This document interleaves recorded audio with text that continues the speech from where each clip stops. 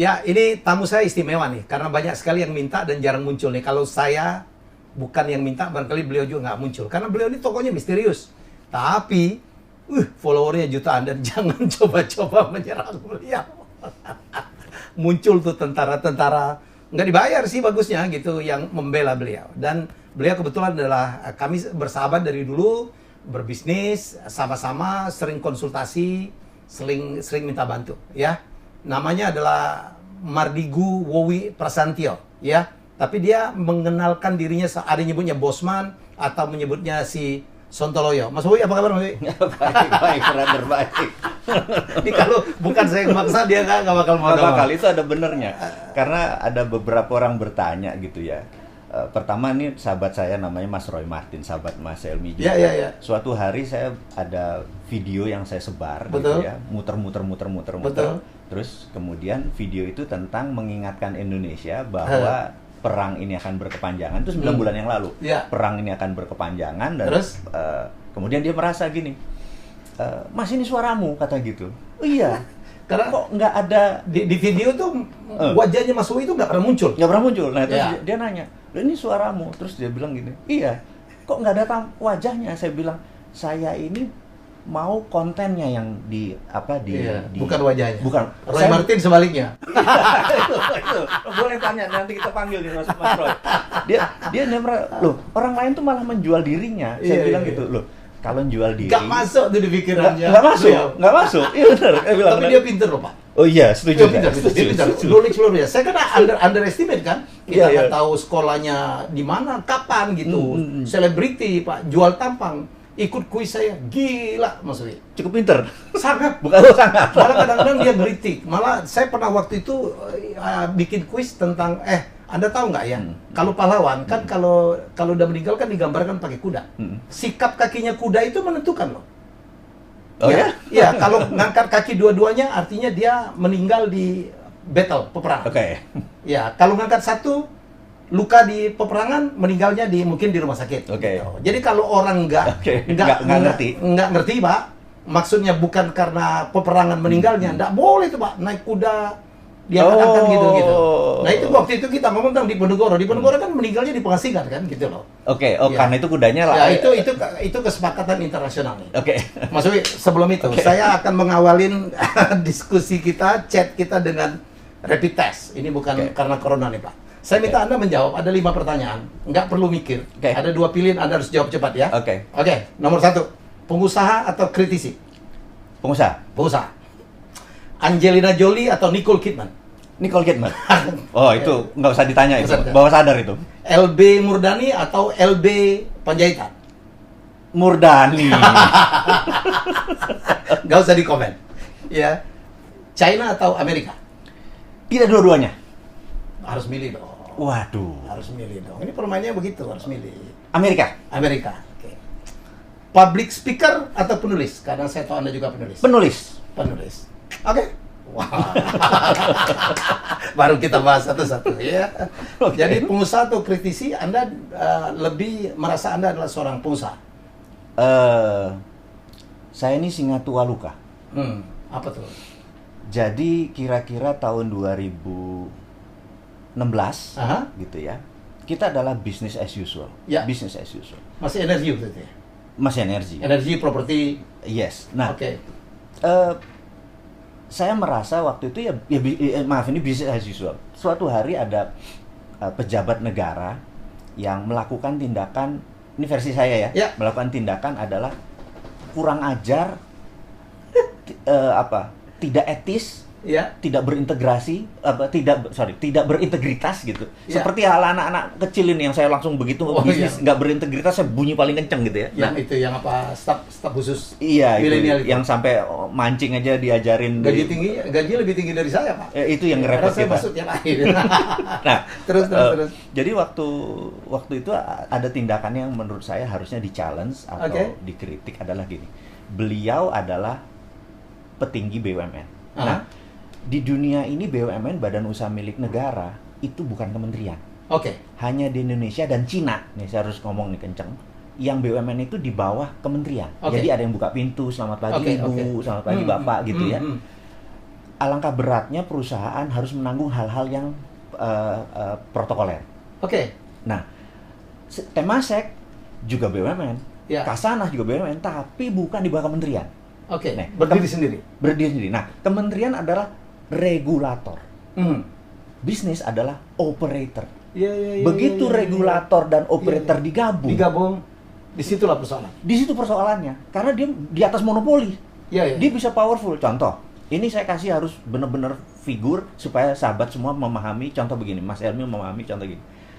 Kita buat jamu. Oke. Jamu itu memerlukan, itu tradisional UKM. Kita memerlukan ginkgo biloba, katakanlah gitu. Nah, ginkgo biloba ini harus impor. Oke. Impor. Harus impor, katakanlah harus impor. Oh iya, Nah, dari Korea kalau nggak salah. dari Korea. Nah, Oke. lalu perusahaan negara, misalnya katakanlah farmasi besar PT X gitu, itu mengambil haknya untuk impor. Ya. Nah, begitu diambil haknya untuk impor, dia jual ke UKM. Oke. Dia punya margin, Oke. karena dia regulator. Ya. Kalau dia operator doang, dia nggak bisa. Nah, ini yang saya bilang, begitu regulator sama operator digabung, ini saya mendadak NKRI saya keluar. Nah, lalu menteri yang lama ini, saya harus ngomong menteri yang lama karena gini, kita harus challenge. Ya. Jadi saya bukan men-challenge individunya, saya men-challenge kebijakannya. Ya. Dia melakukan namanya kerjasama antar BUMN. Ya. Itu kartel. Udah kartel jadi. Mati itu pasti swasta. Iya. Itu. Jadi Dan ini bayangin. yang terjadi sekarang. Iya, jadi udah regulator, operator bergabung, mati kita. Terus sudah begitu, kenapa Anda lebih memilih jadi pengusaha daripada seorang kritisi? Nah, disitulah saya mengkelap istilah bahasa Jawa ini. Hancur, gue bilang kok nggak ada yang ngomong ini, bener nggak? Oke. Kita ngomong, maksudnya ngomong. Jadi kenapa? Karena kebijakan, bayangin kita tender. Ini contoh ya, ini tender, bayangin. Kita nih, istilah saya punya pipa, punya sumber gas, Pertamina yang punya, terus kita tender. Setiap 5 tahun tender, tender seperti biasa. Tapi karena ada kerjasama antar BUMN, swasta dikalahkan karena begitu BUMN minta, anggap Pertagas kita ambil dari langit. Ini bukan realnya. Sinergi BUMN. Kan langsung ditunjuk. Ya. Nah, bayangin. Itu yang menurut Mas Woy tidak fair. Nggak fair, bayangin. Harga kita 10, Ya. harga kompetitor kita 9, Ya. harga dia 13. Masih Karena menang antara 13 dimenangin. Oh, ini terjadi? Ini terjadi. Nah, terus dikerjakannya dikasih di bawahnya. Oke. Yang 9, dia duduk-duduk direksi. Makanya saya bilang ini duduk-duduk seakan-akan berbakti buat negara, dapat margin 4. Yang ngerjain swasta lagi di bawahnya. Itu kan negara rugi, kenapa nggak negara langsung bayar 9? Itu yang saya bilang, bapak-bapak lu dikadali gitu loh. Itu. Nah, makanya saya bilang saya singa tua luka karena tadinya saya masih diem aja. Begitu perusahaan saya tender gitu ya. Dan kalah. Nah, harusnya gini, karena kita punya tempat yang lama, kita punya first right to refusal. Misalnya gini, saya tender 10, Ya. Mas Emi kasih 9. Iya. Mas Emi harusnya dimenangin. Tapi karena saya udah 5 tahun megang, saya punya first right to refusal. Pertamina bilang, bisa nggak kamu ngerjain pakai harga 9? Ya. Kalau Anda bisa, Anda yang menang dong. Iya, saya refuse. Atau saya punya hak untuk merefuse atau saya terima. Nah, itu nggak ada karena yang menang 13. Oh, ini benar kejadian? Kejadian. Tapi Nah, ini beberapa tahun yang lalu. itu kan yang lalu. Ya. Karena itu saya singa tua luka, saya bilang Ya, gitu. ya. Jadi saya bilang bahwa ekonomi Indonesia pasti belangsak nih. Karena semuanya mendadak yang tadinya bentuk piramida ekonomi jadi begini, Ya. mendadak ininya jadi naik ke atas begini dan itu BUMN gitu. BUMN. Sekarang orang mengatakan memang BUMN terlalu powerful ya, Pak. Terlalu powerful. Jadi saya merasa 800 BUMN dari 150 ininya terus menjadi 800 itu Dan keterlaluan. swasta komplain Keterlaluan. katanya banyak nggak kebagian ya. Bahkan lucu lagi nih. Ini saya mungkin mau nggak nyebut nama, nggak enak, tapi harus ilustrasinya mungkin harus terilustrasi. Ini hanya ilustrasi supaya paham. Teman saya pengusaha secure parkir. Suatu hari dia memenangkan 85 miliar secure parkir di Terminal 3 yang baru gitu ya. Dia menang tendernya. Kira-kira untungnya paling 7-8% lah. Ya. Begitu menang di drop. Karena? Di drop. Terus tahu-tahu dia buat cucu usaha yang namanya aerowisata saya lupa Terminal 3 secure parkir. Itu anak perusahaannya AP2 Angkasa Pura secure parkir gitu. Nah, yang 85 ini ke sini, nah baru ini disubkan ke sini. Ya udah nggak ada marginnya. Ya margin dimangkal ini. Teman saya bilang makan dah tuh gitu. Jadi semua diambil begitu gitu. Termasuk kita bilang itu mah bukan bisnis karena di sini cuma mantan-mantan orang laskar tak berguna pensiunan duduk-duduk dapat income. itulah yang kita bilang terjadi sentralisasi income. Oh. Orang yang tidak bekerja karena dia regulator, ingat. Oke, paham saya. Itu. Terus saya masih mempertanyakan apa sikap Mas Owi. Udah begitu kenapa nggak Anda tuh bukan kritisi lah, memberikan masukan lah ya. Ya. Kenapa akhirnya tetap nekat untuk memilih untuk tetap menjadi pengusaha? Nah, begini, pengusahanya saya tahu bahwa dulu itu pengusaha saya adalah close market. Close market tuh artinya saya menang tender, saya mengerjakan tuh close market. 2017 saya memutuskan seluruh perusahaan saya yang berbisnis dengan close market, business to business, saya pindahkan ke anak saya. Saya bilang, kamu ngelola ini semua, dan apa kata om ini kamu iyain aja. Dan belajar. Kamu cuma belajar doang. Ya. Saya bilang, tapi ini bukan passion saya ya, it's okay. Karena harus someone ada yang di sana, karena kalau enggak, lucu. Bisnis adalah about soulmate. Kita setuju ya. Kita pernah pisah itu malah bisnisnya jatuh. Walaupun ini beli baik-baik. Karena walaupun cuma 20% lu harus ada di sana deh. Anak lu dah. Karena gue perlu vibrasi lo, dan itu lucu. Vibran. Itu. Jadi bisnis ada mengenai kayak gitu. Nah, terus sejak 2017 saya itu ada sebuah pengalaman menarik. Saya tahun 2000 saya bertiga. Saya ke San Francisco. Waktu itu Google lagi third round, lagi cari dana round ketiga gitu ya. Kami bertiga, saya yang paling kecil lah. Waktu itu Google menawarkan 21% saham senilai 36 juta dolar gitu, tahun 2000 nih. Kita 2 malam tuh berdebat. Tapi teman kita yang paling gede duitnya nih, pengusaha yang kalau saya sebut namanya semua orang tahu gitu ya. Dia sahabat saya, dia Chinese Indonesian gitu ya, sangat nasionalis walaupun dia Chinese. Terus dia bilang, enggak bro, katanya, Yahoo is the winner, search engine the end, Yahoo is the winner gitu ya. Saya bilang enggak, saya suka Sergey Brin gini, bisnis itu is about human, bukan about bisnis, saya bilang gitu. No, Yahoo is the winner, Yahoo punya gini. Enggak, saya bilang Sergey Brin, saya suka sama konsep-konsep kepalanya Sergey gitu, teman-teman di Google waktu itu. No, the end. Akhirnya kita nggak beli, walaupun beli saya cuma nunut ya, kan 36 juta dolar besar, saya cuma nunut, saya minoritas. Yang nomor 2 yang Mr. P ini dan Mr. F ini akhirnya sepakat, dua ini padahal setuju sama saya, ini satu, tapi dia yang paling besar. To make story short, 2018 kita ketemu. Nilai Google Alphabet sekarang namanya adalah 1000 billion. Kita bilang kalau kita punya 21% kita lebih banyak dari APBN gitu. Itu kadang-kadang dalam hidup begitu ya. Dalam hidup begitu. Tapi terus 2017 apa yang saya lakukan? Saya merasa gini. Saya di Kementerian Pertahanan, saya di dunia shadow itu udah lama, Brother Helmi tahu sekali. Nah, kita tahu bahwa tahun 65 pemerintah Amerika ini merasa begini. Kita perlu bentuk komunikasi lain di luar PSTN. Dulu kan PSTN, telepon rumah dulu PSTN, jalur kabel itu. Nah, dari tahun 65 mereka membuat survei, tahun 69 akhirnya mereka meluncurkan yang namanya internet, WWW. Jadi sekarang ini baru 51 tahun internet itu. Jadi mau itu Alibaba, mau itu Tencent, mau itu Tokopedia, apapun itu Amazon, harus lewat WWW. Bener nggak? Artinya, dan siapa yang buat? Yang buat DoD, Department of Defense Amerika. Jadi selama Anda pakai internet, lupakan Anda bilang, wah China is the best information, dia menguasai.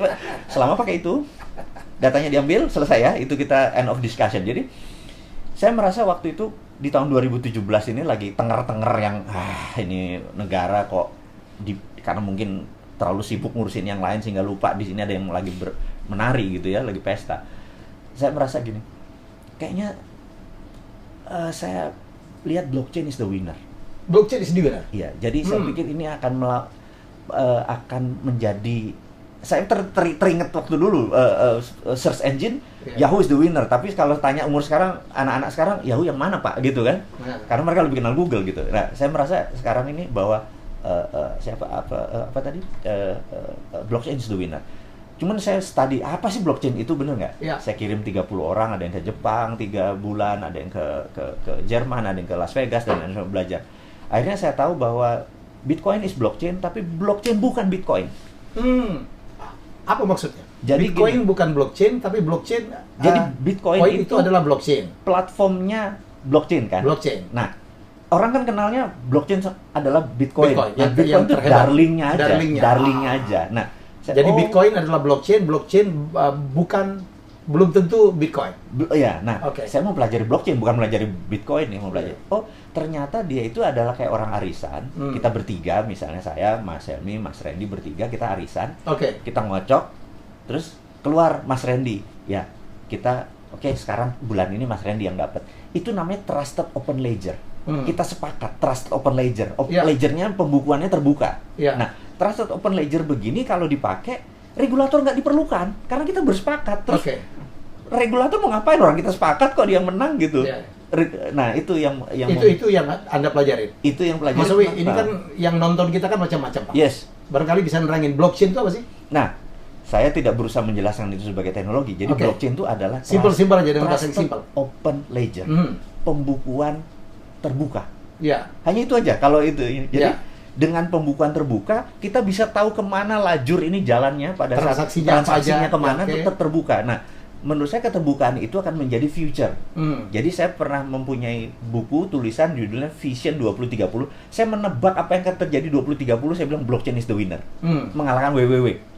Sekarang belum bisa, masih hybrid, masih nyambung. Nanti dia stand alone Tapi gitu udah ya. kelihatan akan menjadi pemenang. Belum saat ini. Itu alasan kenapa Anda membuka usaha Santara? Santara salah satunya, Santara dan lain sebagainya. Nanti Iya. karena tapi kita tidak paling itu cuma salah satu engine-nya saja. Karena sekarang belum bisa connect kemana-mana kan. Iya. Tapi itu Masih terbatas. terbatas, nanti itu akan membesar gitu. Itu Iya. alasan saya membuat Ya. itu. Nah, jadi makin lama dunia akan makin kehilangan power dari uang kertas dan sebagainya, Pak. Setuju. Semuanya digital. setuju. Nah, digital itu perlu ledger yang terbuka kan. Ledger yang terbuka. Jadi nggak bisa printing manis seenaknya kayak sekarang ini. Jadi kita cerita dulu tentang Bitcoin. Bitcoin adalah sekelompok anak muda yang tidak percaya sama currency. Jadi dia nggak percaya sama yen, nggak percaya sama Amerika, dolar nggak percaya. Terus mereka bilang ini harus ada sesuatu yang kita percaya. Dan diterima dunia. Diterima dunia. Akhirnya mereka membuat 21 juta satoshi. Terus kuncinya dibuang. Nggak ada yang tahu. Nah, inilah yang sekarang ini bergerak turun naik karena trusted. Kita tahu kemana aja itu. Itu yang namanya Bitcoin. Nggak ada underlayingnya. Tapi underlayingnya adalah algoritma. Ini kan future sekali gitu ya. Future sekali. Nah, itu bikin 2009. Jadi Bitcoin sendiri baru 10 tahun. Ini dan dianggap sebagai currency terkuat ya. Saat ini di dunia digital dia di respect lah. Di respect. Makin lama makin tinggi. Karena itu sewaktu kaum Bilderberg, The Have, tahun 2017-2018 di Davos, mereka dikritik bahwa mereka adalah 0,01% manusia tapi menguasai 90% hajat hidup, bukan materi ya, hajat hidup. Contoh gini, 0,1% ini bayangin. Kalau kita adalah yang punya IG, yang punya Facebook, yang punya WhatsApp, namanya Mark Zuckerberg. Yang satu kan yang punya. Terus dan dia menguasai hajat hidup kita. Iya, terus yang punya Google, yang punya segala macam, itu bergabung kan cuma 0,01% yang namanya keluarga Bilderberg ini. Itu kalau ke depan mereka mau membuat Libra sebagai trusted open ledger-nya mereka ini. Waktu itu ditolak sama World Bank, ditolak sama IMF, ditolak sama semua negara, mereka marah. Jadi kalau teori konspirasinya sekarang adalah corona ini kalau mereka yang nyetel gitu ya. Teori konspirasi lagi menarik. Saya langsung jam aja nih, lompat. Bos, ada yang mengatakan teori konspirasi bahwa memang corona sengaja diciptakan China. Ada. Kalau nggak salah, Anda ngangkat ini di YouTube channel deh. Jadi gini. Ceritain. Saya ada sahabat saya, profesor di Cambridge University, orang Malaysia, gitu ya. Dia suatu hari WA saya, kira-kira 2 bulan yang lalu, bulan Februari tepatnya, dia WA, dia bilang, brother, ini virus di-enrich. Di-enrich? Virus ini virus biasa, tapi di-enrich. Saya bilang, what do you mean enrich? Seperti nuklir, di-enrich, diperkaya. Ada unsur AIDS-nya, ada unsur imunitas. Saya bilang, lu gila kali. Siapa yang enrich? Ada 3 katanya yang dicurigai laboratoriumnya bisa mengerjakan. Amerika bisa, Wuhan bisa, Israel bisa. Gitu. Nah, ini yang menariknya. Lalu kata dia gini, this is the fact katanya. Karena kami di Malaysia, akhirnya dia ke Malaysia, Malaysia ini mau menentukan virus mana yang ke Malaysia. Nah, yang akan dikirim ke Malaysia. Yang akan dikirim ke Malaysia. Ya. Faktanya adalah virus A adalah virus yang menjadi root, menjadi akar daripada corona ini. Virus A ini beredar di Amerika. Virus B beredar di Wuhan. Virus C berada di Eropa. Nah, virus yang ada di dan setiap virus punya simptom sendiri, punya gejala sendiri, punya pendekatan dan punya pengobatan sendiri. Jadi jangan pernah bilang bahwa oh dia sesak nafas itu B apa A ya gitu. Ini harus difahami nih. Gitu. Nah kemudian itu dia sekarang udah turun ke, dulu katanya virus B mati di panas. Karena nggak lagi. Kok di Indonesia nggak, ternyata pertanyaannya yang di Indonesia ini yang A, yang B, yang C. Oh. Inilah yang saya menantang seluruh virologi, ahli biomolekular di Indonesia. Kok lu diem aja sih? Lu makan sekolah puluhan tahun lo. Bunyi ini virus yang mana nih? Itu yang jadi saya. Dan Donald Trump memang berulang-ulang mengatakan wah ini sengaja dibuat di Wuhan untuk disebarkan seluruh dunia ya. Ternyata kalau kita nggak melihat begitu, karena virus di Amerika yang A. Which is laboratoriumnya Amerika. Oke. Yang di Wuhan B. Karena Amerika pun ada teori konspirasi juga. Bill Gates kan beberapa tahun sebelumnya udah bicara bahwa akan datang satu pandemi yang luar biasa ya Pak ya? Betul, makanya kita bilang yang beroperasi 3. Jadi Israel sebar di Eropa. Oh itu Israel? Israel, yang Wuhan disebar di Wuhan. Nah yang Amerika disebar sama sekelompok yang farmasi. Yang ke Indonesia yang mana nih? Nah ini yang saya menantang pada semua biomolekular adalah yang Indonesia ini yang A, yang B, yang C. Itu yang kita harus tentukan. Jangan wah ini obatnya corona gini, ini begini. Jadi saya bilang jangan naif amat bos jadi pejabat bos. Fakta dulu dari sains kita ini yang A, yang B, yang C gitu. Anda ngomong siapa nih? Makanya saya kalau ngomong pejabat kan dalam tanda petik. Gak pernah ngomong satu nama Pak. Ambil aman. Gitu. Jadi seorang Mardigu itu ada takutnya juga ya? Jadi gini, kita bukan takut.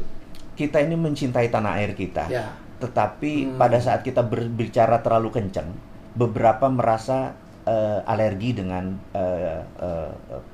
berbeda pendapat. Okay. Muscle knowledge berbeda itu tidak biasa.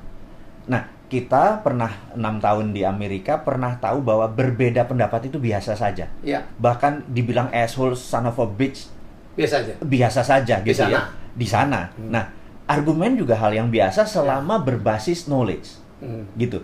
Nah, kita tahu bahwa di Indonesia ini kita nih belajar demokrasi, masih belajar. Jadi beda pendapat itu dianggap salah. Apalagi muscle knowledge-nya berbeda. Misalnya saya memahami bahwa printing money it's okay selama untuk industri dan manufaktur, gitu ya. Dan sekarang BI akan mencetak 600 Iya, tapi kalau buat BLT, buat create demand, saya bilang ini masih teorinya Keynesian. John Maynard Keynes itu bilang di dalam tahun depresi Amerika tahun 30 kita harus create demand. Iya, karena mereka punya manufaktur kuat banget waktu itu. Mereka punya mobil Ford, mereka punya Rockefeller punya gasolin dan segala macam. Terus punya Thomas Alva Edison punya GE punya ini. Jadi manufakturnya nggak masalah. Create demand turun. Nah, di Indonesia ini yang jatuh kan bukan demand, yang jatuh adalah produsennya, suppliernya. Karena kan kita udah terbiasa impor. Nah, waktu itu disuntikkan ke BLT untuk create demand, ininya udah tinggal 30% produsennya. Udah kanker stadium 2 kalau stadium 2 ekonomi. Tapi ya. kan at least kan rakyat terbantu lah Pak. Sekarang kan persoalan rakyat sekarang nggak makan, nggak punya duit untuk makan. Nah, kita sekarang basic aja ya kan? Kita mau ngajari, mengingatkan bahwa bareng harusnya. Jadi waktu 600 triliun itu 100 buat create demand, 200 buat bukankah trading. Kalau demand-nya nanti create, hukum ekonomi katakan supply akan naik sendiri dong Pak. Begitu ada kebutuhan, setuju. Orang bikin supply dong. Yang kita harus petakan sekarang, kakaknya saya bilang suka ngeritik. Kalau Najwa mengkritik anggota DPR, saya sebenarnya mengkritik para menteri. Kemana aja lu? Iya kan? Ini Menteri Perindustrian harusnya ini loh yang nanti mau disiram. Menteri UKM ini loh yang mau disiram gitu loh. Iya. Kita nggak lihat giginya. Mereka di rumah aja nggak tahu ngapain. Gue juga pengen jadi menteri kayak gitu. Oke, kita bercanda lagi. Pak, kenapa Anda mendap diri Anda bosman gitu? Dari mana sih? Jadi Bosman itu karena saya anak-anak buah saya sejak 20 tahun yang lalu manggil saya memang Bosman. Oh, bukan karena nonton My Stupid Boss Reza Bukan. Radian? Dari dulu memang Bosman karena saya ini memang asshole. Hmm. Gitu. Jadi saya ini pengejar prestasi, go getter, saya neken banget gitu orangnya kalau di kantor. Tapi begitu di luar saya lah makhluk sosial, humble kayaknya gitu. Kalau anak-anak yang anak-anak di dalam mana dia kayak gitu bener nggak? Asli mah dia mah asshole kan, mecat orang mecat aja gitu loh. Ada gitu. Saya pikir gara-gara nonton My Stupid Boss Reza Radian dia menganggap dirinya kan bos man. Anak-anak yang manggil lu dari dulu ya gitu. Jadi itu sejarahnya karena saya ini kalau saya di bisnis inilah Anda nggak akan pernah mau berbisnis saya sebagai atasan bawahan. Sebagai mitra beda ya. Kalau atasan bawahan saya pengejar prestasi banget, saya bisa challenge mereka, saya bisa itu ada satu tapi chapter kan sendiri. memberikan kesempatan mereka belajar, mereka memberikan kesempatan mereka. Iya, karena itu enrich the knowledge ya. Karena itu saya menekan mereka. Jadi kamu mau sekolah mana, kamu ini kita bayar, tapi habis itu lu bayar itu gitu. Iya. Sadis juga gitu. Jadi itulah saya bilang. Kalau gelar Sontoloyo mana Pak? Sontoloyo ini satu seri tersendiri. Ya. Itu lebih lama lagi. Oh, lebih lama lagi. Jadi Anda lebih dulu Sontoloyo dulu. Sontoloyo dulu. Jadi ini, saya di keluarga saya adalah mbah saya, Pak Ade saya, kakek mbah-mbah kecil saya itu adalah nyantri di pesantren Sidogiri. Pesantren NU. Sidogiri kan 300 tahun umurnya, Mbak. Bahkan bapaknya Gus Dur aja pendiri NU aja sekolah di Sidogiri gitu ya, di Pasuruan. Jadi keluarga saya dari Malang itu di sana. Nah, jadi dia kiai kampung tahun 70-an gitu ya. Saya ingat saya masih 10 tahun suatu hari Pak D saya ini ceramah di kampung, cerita tentang pentingnya kita berislam itu kafah, total kafah. Gitu. Dia cerita contoh-contohnya. Terus saya 10 tahun itu berdiri jadi orang-orang pada duduk saya berdiri gitu. Terus orang kan lah kalau lagi ngomong, brother tahu deh kalau lagi ngomong terus ada orang berdiri kan nganggu terus pokoknya gitu kan. Ngapunten Pak De, mau nanya yang tadi. Ya apa kata gitu. Gini. Kita ini Islam harus kafah tapi kita sholat aja bacanya beda sama Rasulullah. Sama, beda Pak De. Itu di tahiyat akhir kan Allahumma sholli ala Muhammad wa ala ali Muhammad. Artinya kan ya Allah berikanlah kesejahteraan kepada Nabi Muhammad, kepada Nabi Ibrahim. Nabi Muhammad baca apa? Allahumma sholli ala ana, saya bilang gitu. Artinya kan bacanya lain, saya bilang gitu. Ngawur kowe, Sontoloyo kata gitu. Jadi dari kecil udah Sontoloyo. Sontoloyo udah itu Sontoloyo udah wow itu ibu saya duduk gitu malu-malu ini benar. Umur berapa itu? 10. Belum akil balik Di Malang. Di Malang. Belum akil balik. Jadi istilahnya dosa masih orang tua yang nanggung, benar enggak? Belum akil balik. Bebas. Nah, setahun kemudian haul lebih gede. Mbah saya haul lebih gede. Cerita tentang perilaku Rasulullah yang penuh dengan kesantunan. Bahkan istrinya suatu hari Aisyah salah ngasih gula, ngasih garam, sehingga asin. Tapi dia tidak tegur. Dia cuma panggil Aisyahnya diminum. Aisyahnya minum kan, oh maaf asin gitu. Jadi dia tidak menegur tapi dikasih contoh gitu. Terus dibetulin sendiri gitu. Wah betapa anggunnya. Saya berdiri ngomong ini. Mbah saya bilang, oh pokoknya ngapunten Mbah. Kayaknya nggak mungkin salah Mbak, karena gini, gula itu zamannya Rasulullah aren warnanya merah, garam itu putih. Gula rafinasi itu baru ada abad 17 pakai tebu, jadi itu nggak mungkin salah, itu hadisnya salah. Sontoloyo, ngamuk Mbak saya, langsung banser NU angkut kita, itu 11 tahun. Jadi dari dulu memang saya Sontoloyo, jadi terserah saya bener apa salah, tapi saya merasa enggak lah, kayaknya nggak mungkin salah dong, merah. Kalau merah mau putih ya, kalau putih mau putih mungkin salah, bener nggak? Ini yang saya mau cerita bahwa gitulah Sontoloyo. Dan melekat sampai sekarang. Melekat karena kan begitu saya nanya sesuatu ini orang mang Sontoloyo gitu kan. Rupanya brand jadi. Kalau Anda ngomong sesuatu yang nggak sama dengan pikiran orang nyeleneh gitu ya memang dari dulu gitu. Dan lucunya Sontoloyo itu turun ke anak saya si Fatur. Semua empat anak saya, contohnya gini, kemarin nih lagi sahur nih, Shevo 13 tahun. Shevo nanya, ayah, bagaimana cara kita diampuni sama Allah? Adiknya Malkia 11 tahun nanya, kita harus buat dosa mas, ngerti nggak? Iya, kalau nggak ada dosa apa yang harus diampuni? Ampun buat apa gitu? Jadi Sontoloyo gitu. 3 tahun yang lalu kita ke Bali, kita naik banana boat ini segala macam gitu. Pulang di bandara saya bilang, gimana Malkia? Kamu suka nggak Bali? Suka ayah. Bali kenapa ayah nggak beli sih? Berapa sih harga Bali? Gue nggak pernah mikir Bali dijual, bener nggak? Terus CFO-nya bilang, ayah, kalau Bali ada harganya, bumi harganya berapa ya? Ya bisa kita beli nggak? Ngerti nggak? Sontolo itu turunan rupanya, menurun. Ini otaknya mikir, kayak gitulah saya pikir. Jadi saya pikir karena itu nggak jadi dalam sebuah semalam gitu. Oh ternyata anak Sontolo itu repot juga ya. Bercanda. Kenapa lebih milih Nicole Kidman daripada Angelina Jolie, Pak? Attitude. Oh. Jadi saya melihat dia grace, anggun sekali gitu ya. Seorang wanita yang anggun gitu. Yeah. Kalau Angelina Jolie dia lebih ke sosial, dia cinta sama buktinya anak dia 5 dari berbagai ras gitu ya. Terus dia sangat sangat sosial. Nah, saya lebih mengagungkan gini. Karena saya dari dulu bilang, gue nih wetonnya rojo. Jadi orang kalau di samping aku tuh harusnya kayak Nicole Kidman gitu loh. Oh gitu ya. itu kan sombong kan, jadi orang sekali sombong kan. Gitu, Bos. Iso ini guyon ya. Anda pengagum LB Murdani banget ya? Bukan banget sekali, karena beliau adalah orang yang pertama kali jadi percaya kepada Mas Wi. Betul. Jadi dia di hari pertama saya berada di Indonesia, dia adalah orang yang pertama kali menyambut saya tahun 91. Waktu Anda baru pulang dari San Francisco.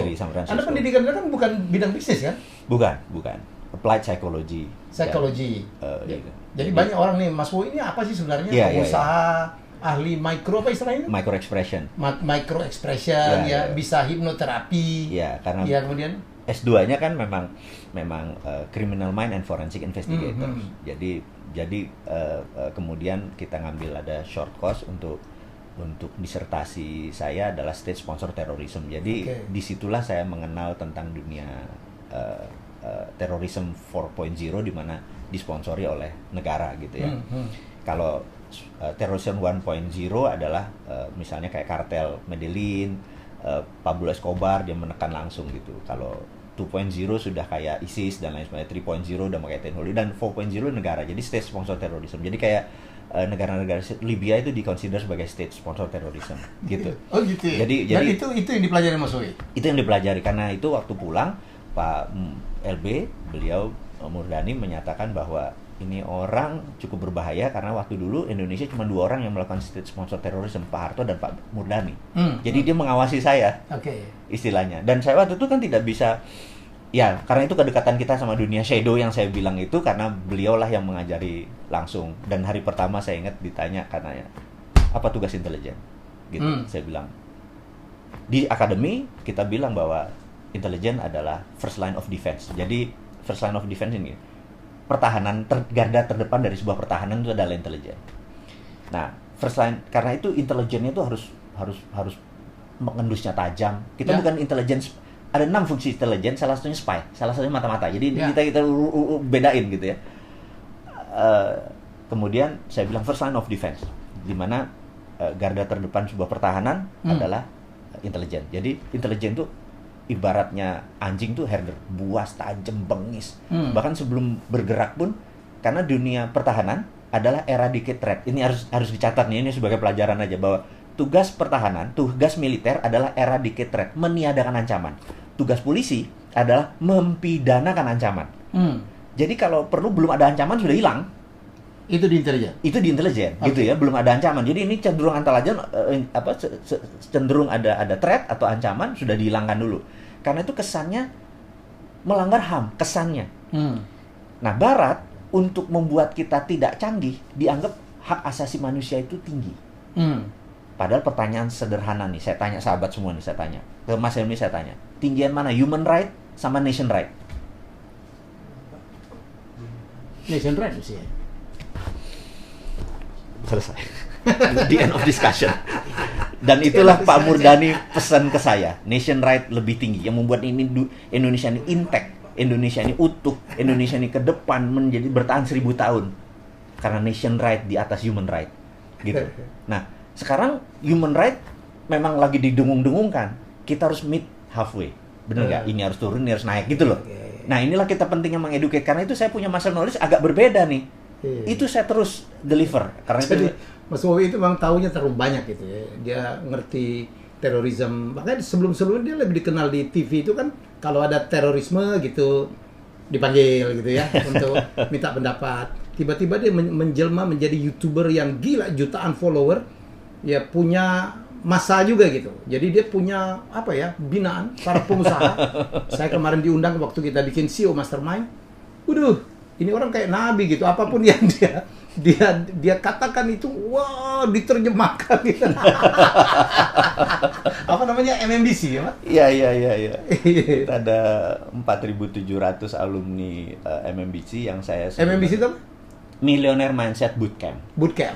Jadi- Dan itu fanatik ya, Pak? Fanatik sekali, karena kan kita gini, kita tuh merasa bahwa kita tuh pengen bersama-sama orang selected person. Jadi Iya. gini, kenapa harganya harus 7 juta, 6 juta, 8 juta Dan gitu mahal ya? Mahal sekali. Karena kita memang ingin mereka yang berkumpul adalah mereka yang mau sacrifice. Ya. Jadi dalam bisnis itu, dalam investasi itu bukan how much money you can get, tapi how much money you willing to sacrifice. Ya. Kalau mereka cuma berani sacrifice-nya 100.000 ya dapatnya 100.000, apalagi Iya, mereka iya. yang moderat, Iya, modal iya, dempul urat iya, gitu ya. iya. Yang cuman, gue gratis dong, kenapa ini kan ilmu gitu. Ya lu dapet yang gratis juga, lu nggak dapet ini. Tapi kalau dengan yang 8 juta lu sacrifice, Anda akan mau dapet the most. Nah, dengan 300 orang ketemu bareng yang masing-masing Iya. mau sacrifice 8 juta, terus mereka 3 hari 3 malam ngumpul bareng, Ya. habis itu bisnisnya ribuan dan berapa kali Betul. itu menjadi Ya, power jadi gitu. saya ngalamin, saya diajak oleh Mas Wowi, kemarin kita bikin bulan Maret ya. Maret itu kita bikin CEO Mastermind. Yes.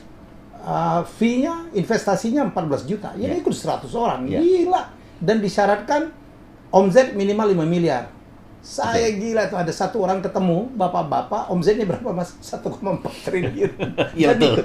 Ikut. Dan fanatik. Nggak pernah komplain, nggak pernah ngomong kemahalan gitu. Dan malah waktu itu kita mau bikin kelas lagi tentang how to do the pitching gitu.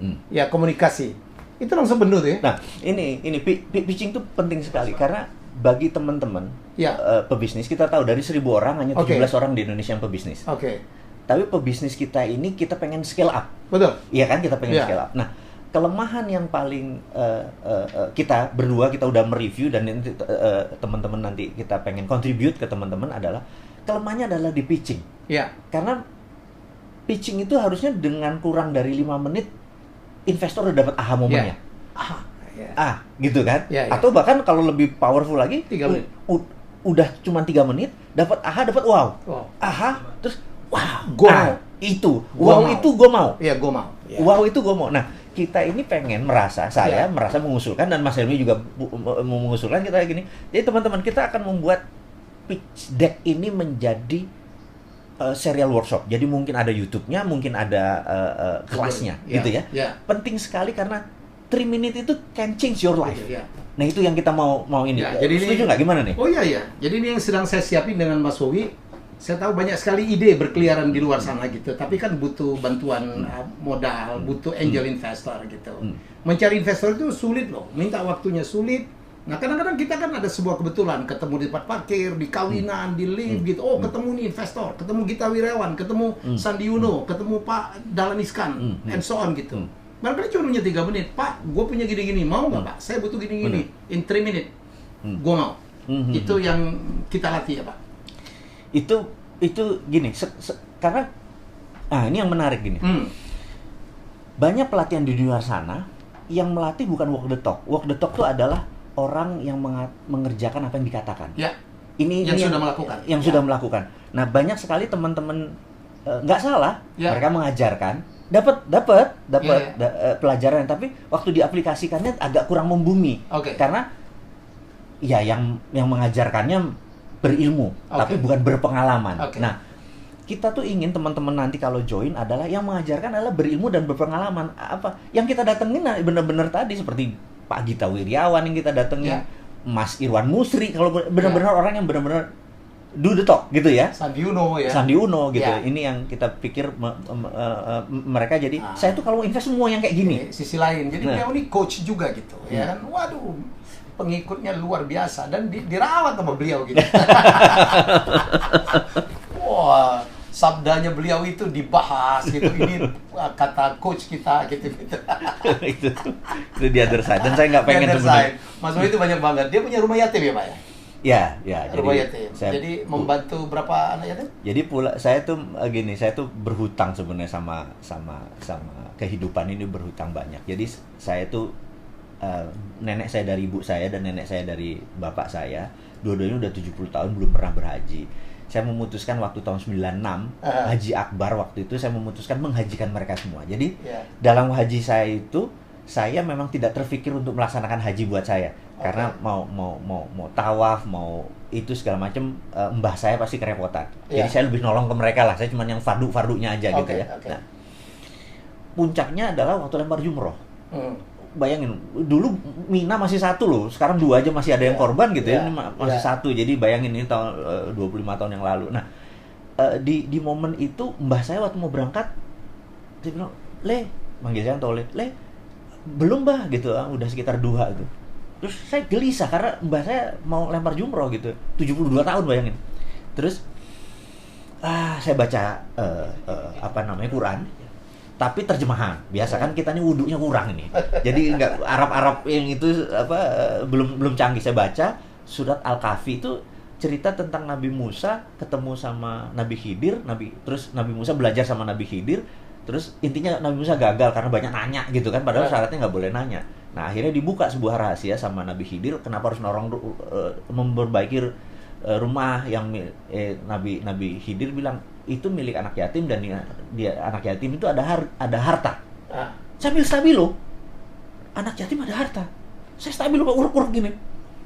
Ini menarik nih, ini kan password versi saya ya. Versi saya beragama, saya bukan orang pinter. Walaupun yang pesantren kan mbah-mbah saya yang ngajari saya, ini password nih, saya nggak usah analisa lagi, nggak usah pakai arti-arti. Saya pikir, oke. Terus saya kaul, saya tuh punya 11 toko namanya Mirah gitu ya.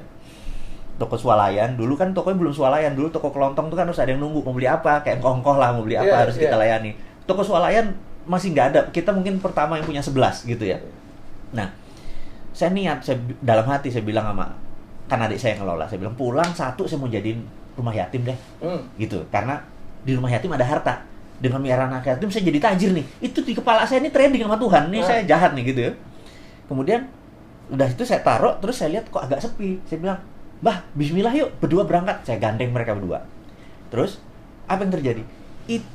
Ini true story, sampai merinding saya. Itu di kan ada lingkarnya jumroh Aqobah itu kan ada ini.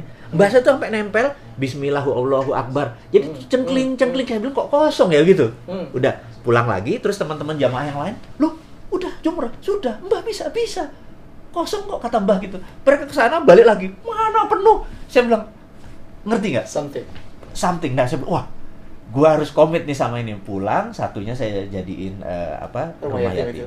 Namanya Yayasan Husnul Khotimah awalnya. Terus karena saya nggak ngerti manajemennya, ada sahabat saya dari pesantren Hidayatullah itu yang memanage ini software-nya, ini hardware-nya nih.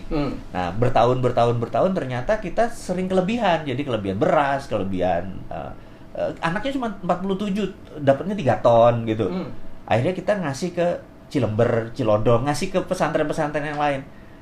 Sekarang ini sudah 90 pesantren yang anak-anak, kalau 100-an atau 50-an, sekitar 6.000 ya. Karena nyumbangnya ke kita ubah akhirnya menjadi Rumah Yatim Indonesia. Nah, sumbangan ke sini. Yang jadi masalah kita bukan seperti Basnas, seperti rumah zakat yang uangnya dikumpulin. Kita dapat 1 miliar bulan itu habis, dapat 2 miliar bulan itu habis, karena kita nggak pernah saving. Emang untuk distribute, bukan untuk ngambil terus ambil turunannya. Itu bukan kita banget. Jadi cara ngelolanya ya versi kita, versi Sontoloyo lah.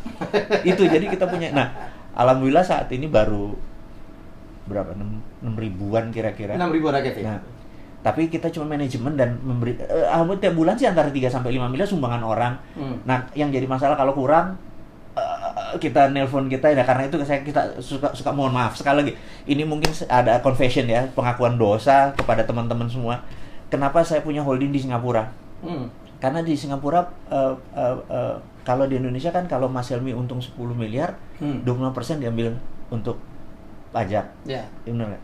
Kalau di Singapura cuma 11. Jadi terkadang saya akuisisi dari sini, jadi ada selisih 7% buat rumah yatim Indonesia. Dari ngerti ya maksudnya? Jadi saya sebenarnya transfer pricing, sebenarnya saya nakal, tapi itu bagian saya gini, saya merasa kalau duitnya 10 miliar 25% diambil kan 2,5 miliar. Buat Gayus tuh pala gue nyut-nyutan gitu loh. Buat Gayus 1 M aja deh gitu ya, buat yang ini gue ambil cara lain. Jadi saya begini, ini confession, saya bilang bener kata Mas Helmi, kalau nggak dipanggil Mas Helmi, saya nggak akan pernah terbuka, saya tetap misterius, saya tetap di belakang, saya tetap orangnya shadow, bener nggak? Di sini saya bukain sekalian confession bahwa kalau short balance-nya, anak-anak bilang, Pak, bulan ini agak kurang, oke, gue harus ngambil dari yang sisi yang sini. Dan nggak semua pajak itu Gayus loh, iya makanya. itu a joke gitu ya, ini joke gitu. Don't take this serious gitu. Tapi saya confessionnya benar. Jadi kadang-kadang kenapa saya punya holding di Singapura, karena pendapatan saya di sana lebih kecil. Jadi kenapa orang buat, ada banyak, bukan saya doang loh. Mas Andi juga paling ada juga gitu ya. Kita nanti kita tanya, kita cek. Why dia punya Panama Paper, why punya kayak gini. Hanya karena selisih. Tapi kalau selisihnya dari 100 miliar kan kroso, Bos. Gitu loh. Lalu seberapa Indonesia Anda, Pak? Menarik pertanyaannya. Seberapa Indonesia? Saya ini berhutang banyak karena 6 tahun saya kuliah kan dibayarin negara. Nah, jadi saya berhutang banyak sama negara ini. Jadi kalau negara minta, misalnya kayak peristiwa 899, Malino, Tentena, tapi sudah almarhum sahabat saya yang Jose Rizal dari Mercy. Kemudian begitu negara minta saya di peristiwa Sampit, mendamaikan antara Madura dengan Dayak. Waktu itu adalah konflik horizontal pertama di Indonesia. Negara saking nggak ngerti pakai sebuah yayasan, minta ke PBB. PBB menunjuk yayasan ini, dan yayasan ini pun nggak ngerti, juga meminta saya untuk mendamaikan 100 Dayak, 100 Madura. Kita menggunakan teknik ini, dan sampai sekarang saya kalau ke Sampit udah kayak keluarga gitu ya. Kalau ke Ambon juga sama gitu. Dan kalau negara minta di 2004, di mana 26 Desember tsunami, besoknya itu saya sudah di Moalaboh gitu ya. Udah 3 bulan. Nah, ini ada sahabat saya yang sekarang ini udah bintang 2 nih, waktu dulu masih mayor gitu ya. Nah, yang brother nikahin jangan disebut namanya, nanti jualan dia nih. Oh iya. Karena itu ada terbukti buat 3 bulan kita di sana, kita nggak tahu dia pangkatnya apa, kita kok contribute gitu ya. Nanti teman-teman bisa kesaksian. Saya jadi MC nikahin, bukan saya nikahin. Iya, oke. Saya nikahin itu lain, beda, Pak. Gitu ya. Nah, ini kalau negara minta gitu ya, saya pasti pro bono. Jadi apapun yang Anda lakukan sebenarnya memberikan masukan ya. Saya tidak menyebutnya kritik, itu adalah tanda lambang cinta Anda kepada Indonesia. Betul. Jadi gini, saya itu merasa, ini versi saya, tapi mungkin saya kebablasan mencintai Indonesianya. Saya tuh merasa begini, bahwa saya tuh agak miris begitu negara tuh berhutang. Iya. Maksudnya, loh kok ngono sih gitu ya? Iya. Dalam bisnis pun kalau bisa equity call kan? Ya. Jangan ada equity gitu dulu dong, jangan debt langsung. Jangan debt gitu loh. Ya. Nah, equity itu artinya kan pakai aset. Nah, saya itu merasa Indonesia itu punya namanya sovereign wealth, kekayaan sovereign wealth. Nah, Aramco itu menginspirasi saya. Saudi itu menginspirasi saya. Jadi gini, Saudi tahu bahwa cadangan gas dan minyak dia cuma ada 40 tahun ke depan. Dan sekali dibuka itu nggak bisa ditutup. Jadi mereka harus keluarin terus. Ini kejadian kenapa harganya murah ya. Nanti saya akan sampai sana. Apa yang terjadi kalau minyak ini habis? Sementara Saudi ingin 1000 tahun lagi masih ada, gitu ya. Pelajaran kedua, ada negara yang namanya Nauru. Nauru itu penghasil P2O5, fosfat. Fosfat yang dari kotoran burung ya? Kotoran burung. Ya. Dan brother kita satu adalah embassy-nya di sana. Ya, special envoy. For Nauru. Tanya beliau, itu kalau kita mendarat di sana, itu mendarat di jalan tol. Berhenti dulu jalan tol mendarat begini. Dulu negara itu sangat kaya. Bahkan toilet papernya mungkin pakai US dollar. Tapi sekarang negaranya bangkrut karena P2O5-nya sudah habis. Nah, Saudi nggak mau P2O5, Saudi nggak mau cadangannya habis terus negaranya. Dia melakukan, kalau di dalam corporate itu namanya corporate action-nya berubah. Berubah dari A menjadi B. di dalam kayak gini, dalam corona ini kita bisa merubah corporate action untuk survival kan. Nah, dia melakukan country-nya country-nya berubah. Yang tadinya petrodolar, jual petrol dapat dolar, dia forward. Dia hitung nilainya 3.000 triliun dolar. Di forward. Di forward tuh artinya sekian persennya diambil di muka. Dia ubah country action-nya menjadi service country. Karena dia tahu tamu Allah sampai akhir zaman ada. Dia mau ubah itu menjadi income dia nanti. Di forward diambil. Nah, itu namanya sovereign wealth fund. Nah, Indonesia itu kalau di audit ya, pasal 33 nih. Teman saya Stephanie Kelton bilang your country is very smart. Karena bukan hanya punya SDM sumber daya alam. Not very smart. Enggak, smartnya karena pasal 33. Tapi ini tidak diaplikasikan ya. Nah, jadi balik lagi. Nah, kalau kita dengan nikel ya, kita audit. Anggap nikel punya 1.000 billion. Copper 1.000 billion. Tantalum 1.000 billion. Uranium di audit gitu. Nah, kita forward ambil di muka. Ini jadi milik Singapura, ambil di muka. Ini kita ubah menjadi sebuah grand plan kita. Apa? Kita menjadi negara industri kah? Negara food security, karena yang saat ini semua orang kita harus punya world domination. Kita harus ada yang kita dominasi. Amerika dengan military dominasi, Cina dengan economy domination, Korea dengan heavy industry dan kosmetik ini, terus semua harus ada dominationnya. Nah, kita harus punya. Misalnya kita mendominasi mineral dan batu bara. Karena apa? Indonesia tuh dikaruniai suatu hal gini. Kalau brother punya bola dari plastik, diputer, terus dalamnya kasih glitter, maka glitter itu akan nempel di tengah. Nah, mineral itu sama, miliar di ekuator itu memang hukum alamnya. Kalau dulu kita SMA, kita harus ngafalin tabel periodik. Kita hari libur nanti kita rebus kubis Prancis gitu kan, HELE gitu kan, besok minggu cari Sri bagian. Saya nggak tahu teman-teman masih ingat nggak pelajaran fisika itu, kimia itu. Nah, ini semua ada, mulai dari yang berat, yang ringan, yang rare earth, yang segala macam ada. Nah, itu di audit. Itulah menjadi power kita untuk printing money. Kan kesel kita kalau, bos, lo tahu nggak ini peluang? Bener nggak? Sesederhana itu. Dan lu punya power, gue nggak punya power, gue cuma bisa ngomong-ngomong aja di sosial media. Makanya saya challenge. Semoga ada yang mendengar, Pak. Iya. Saya pikir ada yang mendengar, Pak. Harus. Perhatikan. Nah, kalau ini dengan sosial media nanti kita ini adalah, ini saya mudah-mudahan kedenger vibrasi saya. Saya bukan mau kaya, dari situ saya bukan mau jabatan politik. Saya bukan public servant, bukan gue banget melayani orang itu, bener. Brother tahu kita udah lama. Saya bukan. Jadi bayangin kalau Pak Jokowi, humble, gue nggak bisa kayak dia. Pak Jokowi ya, kalau ketemu 10 orang nggak pakai sepatu, Pak Jokowi bisa copot sepatu menjadi sederajat. Lu nggak bisa? Sih nggak bisa. Ada 10 orang nggak pakai sepatu, gue nggak bakal copot sepatu gue. Gue mendingan beliin 10 dia sepatu supaya kita sama juga. Tapi gue nggak mungkin turun. Kan saya nggak ada humble-humblenya. Gimana gue bisa jadi presiden? Dia bilang nggak mungkin. Tapi konsep kita ambil. Siapa aja boleh terima. Nah, kegergetan saya ini adalah, kok lu nggak denger? Akhirnya saya menggunakan kalimat yang agak nyinyir, karena supaya nengok. Jadi kan kadang-kadang. Dan Anda tahu bagaimana melakukannya. Suara Anda itu, Pak, di narasi video itu sinis. Nah, ini menarik nih. Nah, teman-teman, ini saya mau cerita. Ini gurunya, ini gurunya. Ini gini. Misalnya teks itu teman-teman yang buat, saya ada tim yang buat, saya harus marah. Padahal saya kan orangnya happy, saya nggak ada masalah sama kehidupan ini, bener nggak? Gue nggak ada masalah utang, gue ada masalah ini, rekening gue oke aja gitu loh.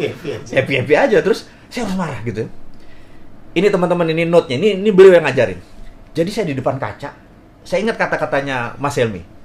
Mas Wowi, Mr. Bean itu sebelum syuting, itu 30-60 kali di depan kaca dia action, sampai dia ketawa, dia baru take, baru ambil.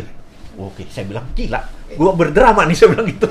Jadi saya di depan kaca, saya emosi. Cara emosi itu gini, kaki dinaik, diginin. Kayak orang frustrasi. 2-3 menit kemudian emosi, baru saya bacain. Makanya kesannya saya emosi. Gitu loh. Kesannya saya ada getar-getar marah gitu ya. Nah, jadi sebenarnya ada drama di belakang itu gitu. Abis itu, karena itu abis 2-3 rekaman, kepala saya suka pusing. Karena itu bukan gue banget gitu. Tapi demi message itu Tapi tercapai gitu loh. Tujuannya dapat, Pak. Kayak demi Tujuannya message. dapat. Itulah saya bilang. Gitu, singis. Dan ini ada satu lagi brother yang ngajarin sahabat kita, Pak Teddy Darmanto.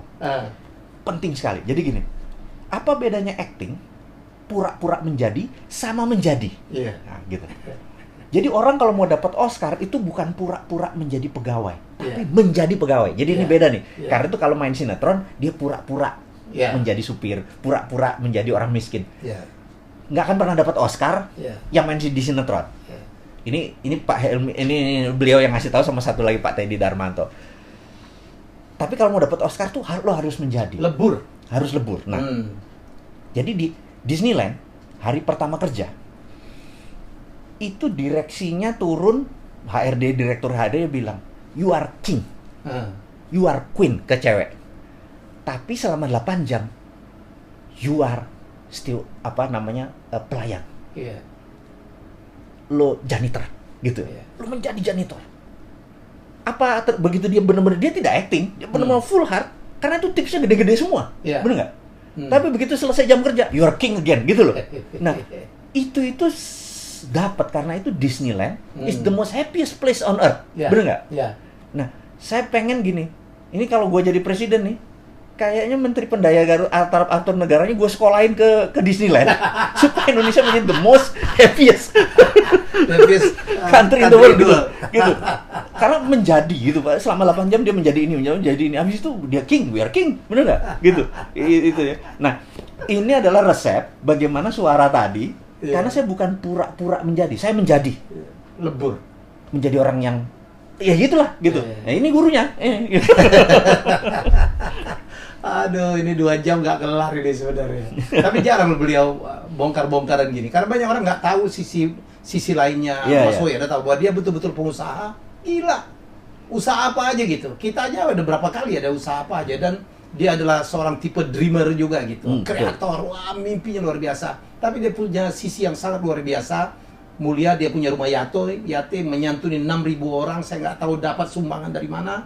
Itu tetap jalan apapun yang terjadi. Dan dia tetap memberikan kontribusi dengan caranya gitu. Kalau biasa-biasa aja disampaikan mungkin nggak didengarin orang ya. Dia punya pengikut 4.700 gitu yang sangat fanatik. Orang-orang sukses, orang-orang hebat. Ya, orang-orang yang sangat positif. Dan saya alhamdulillah masuk ke dalam lingkungan ini. Dan kemudian, ini barangkali kita bahas berikutnya aja.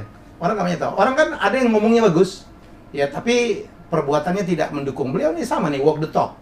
Walk the talk aja udah salah. Walk the talk itu adalah orang yang menjalankan apa yang dia sampaikan. Beliau orang itu, tapi beliau ada bonus satu lagi. Nyari walk the talk aja susah. Beliau adalah seorang penulis yang baik. Ada penulis nggak bisa menyampaikan. Ada orang menyampaikan bagus, beliau penulis yang baik. Termasuk nulis novel. Wah, saya baca itu, ih gila.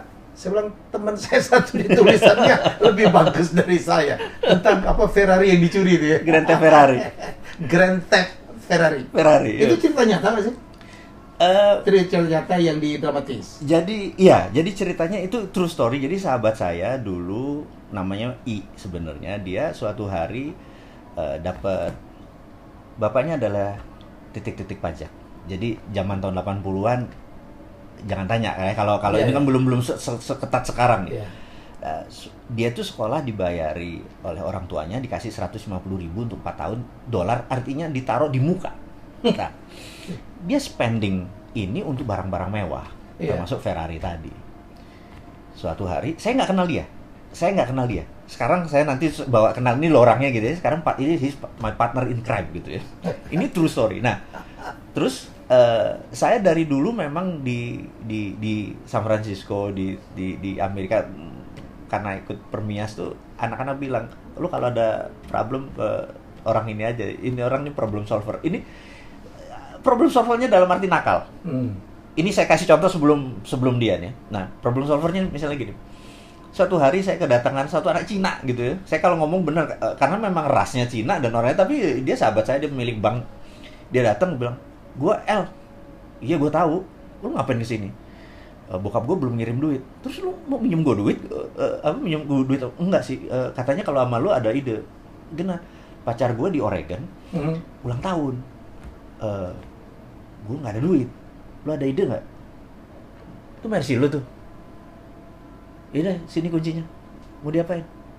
Jadi saya colong velgnya, Mhm. saya taruh mobilnya, lo asuransi kan? Asuransi. Kemudian asuransi kan bayar, terus velgnya saya balikin lagi gitu ya. Jadi dia dapat $2.000 waktu itu, ngakali asuransi. Wah, thank you ya bro gitu. Itu kan bajingan sudah. Di Amerika kita punya ilmu kayak gitu. Ya, tapi itu dark side. Sisi lain, the other flip of Mardigu, yang makanya saya bilang wudhu saya nggak pernah penuh gitu ya, karena dosanya banyak gitu ya. Terus, nah ini juga sama, jadi sudah dari mulut ke mulut kalau ada perang. Nah, tahu ada telepon saya dari Kansas ini, saya bilang, oh iya, gua nggak tahu siapa lu, saya bilang kayak, nggak, gua ada masalah, ya masalah lu jangan kasih ke gua bisa kasih lu $5.000, oke? Saya bilang kalau $5.000 we are talking, dia bilang gitu. Gini, nyokap gua sekarang di LA, 2 minggu lagi ke Kansas.